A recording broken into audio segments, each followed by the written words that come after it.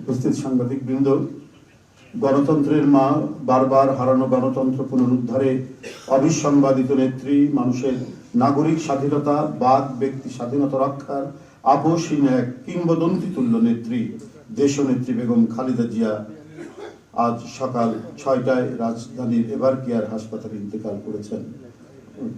চিকিৎসক বৃন্দ যেটা ঘোষণা করেছেন 6টায়। ইন্না লিল্লাহি ওয়া ইন্না ইলাইহি রাজিউন। বাংলাদেশ জাতীয়তাবাদী দল বিএনপি এই হৃদয় বিদারক এবং মর্মস্পর্শী মৃত্যুতে গভীর শোক ও দুঃখ প্রকাশ করছে। দেশের জনগণের, দলের সর্বস্তরের নেতাকর্মী, বিভিন্ন রাজনৈতিক দল, পেশাজীবী সংগঠন সকলকে দেশনেত্রীর জন্য আল্লাহ রাব্বুল আলামিনের কাছে তার রুহের মাগফিরাত কামনার জন্য অনুরোধ করছি।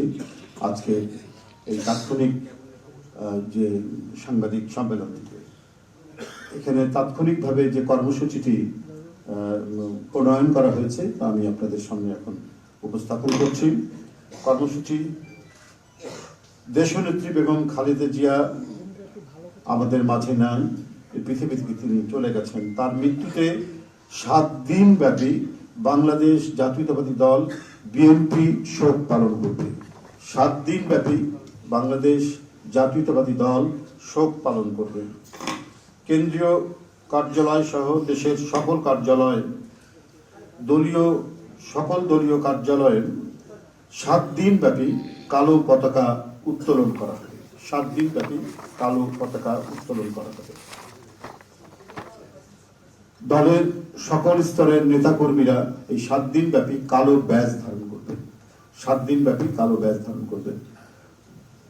প্রতিটি দলীয় কার্যালয় দেশনেত্রীর জন্য 7 দিন ব্যাপী কোরআন খতম ও দোয়া অনুষ্ঠিত হবে। কোরআন খতম ও দোয়া মাহফিল অনুষ্ঠিত হবে। কেন্দ্রীয়ভাবে গুলশান কার্যালয় ও নয়াপল্টনস্থ কেন্দ্রীয় কার্যালয়, কেন্দ্রীয়ভাবে গুলশানস্থ চেয়ারপারসনের কার্যালয় ও নয়াপল্টনস্থ কেন্দ্রীয় কার্যালয়ে এবং জেলা পর্যায়ের দলীয় কার্যালয়ে শোক বহি খোলা হবে। যারা গণ্যমান্য ব্যক্তি আছেন সেই শহরের এবং আরো যারা মনে করেন বিভিন্ন রাজনৈতিক দলের নেতৃবৃন্দ সেই শোক বহিতে তারা মন্তব্য করবেন এবং স্বাক্ষর করবেন।